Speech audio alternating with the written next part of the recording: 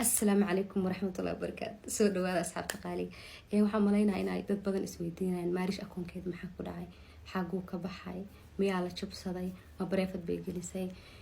waa arkay maanta dhan koolashiina faraha badan snapka instagram meelba haday noqoto inay soo weydiinayseen inay ila murgeysan runtii waa idinkaga mahadcelinaya sida ay garab taagantiin mar walba. second waxa waaye akoonkaygii maanta hawada ka baxay gacanna kuma hayna ilaa imika Allah aclam meeshu jiro.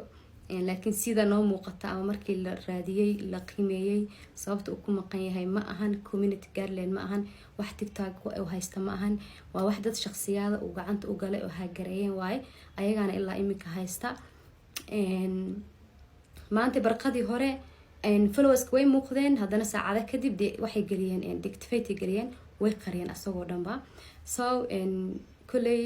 waxa sameynaya waa dad xaasid oo caloosha ka buka waaye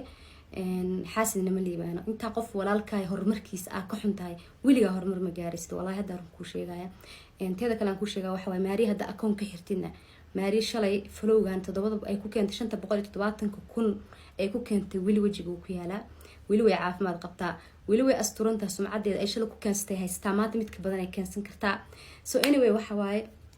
alxamdulillah marba hadda aaminsan tahaybo ina igu hooseyso oo aan wax ku dheerahay adiga liidan dhima lahan waxa waaye haduu noo soo noqdo alxamdulillah haduu soo noqon waayana